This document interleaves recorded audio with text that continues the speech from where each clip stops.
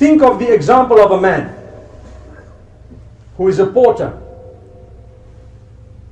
who is at a train station, carrying bags of people from point A to point B, getting 50 pence a throw. And suddenly, a rich man comes, walks out of the train with a can of milk, and he says, young man, I will give you 10 pounds if you carry this can of milk from here to my place, which is about a mile down. And this man is excited. Wow, 10 whole pounds. That's like 20 trips that I've been making at 50p each. I'm going to get it one throw. He says, no problem, sir. I am experienced. I will not drop your milk. And you know, they put the milk on top of their heads and they balance it. These porters are experts. They actually can run with it. Don't try it, but they can do it. They will put it on their heads and run with it. This man puts it on his head. And he starts walking and he's smiling from ear hole to ear hole. Allahu Akbar. And he says, oh, I'm going to get 10 pounds just now. And I will go straight to buy 2 chickens. And these chickens will lay eggs and I will sell the eggs. And when I sell a few eggs, I'll buy a 3rd and 4th and 5th chicken. Then I'll have a fowl run. I'll employ 10 guys to run that place. Then I will buy more chickens and I will sell eggs and chickens, and I will slaughter chickens and open a little abattoir, and I will be able to get those chickens across to the butchers. Then he says, after that I'm going to buy sheep.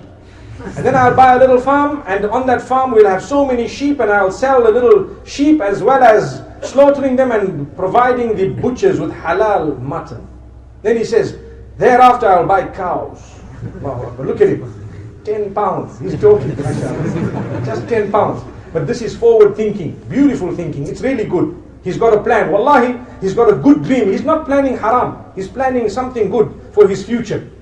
Then he says, and after that I will move further and I will have a whole farm and I will go into crop and I will be able to harvest and I will be able to sell. And then I'll buy the big buildings in the city, that one and that one and that one and that. And by the time I'm the biggest businessman around, the girl I went to propose for last year, because her father's the mayor, they said no to me. They will get to know about me themselves. And when they get to know about me, the father will come and say, will you please marry my daughter? And when he comes, I'll be so upset, I'll tell him, no! So when he shook his head, the can of milk dropped. When he shook his head, the can of milk dropped. When the can of milk dropped, the owner of the milk turns around and says, hey, didn't I tell you I would pay you 10 pounds for this milk and not to drop it? He says, hey, relax, relax. You know, that's my favorite word. Relax, take it easy. You just lost a can of milk.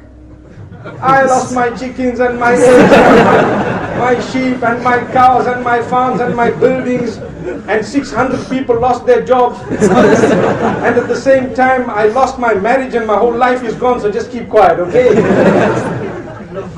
What's the moral of that? The moral of it is, one small distraction in your life can shatter your dreams, my brothers, my sisters.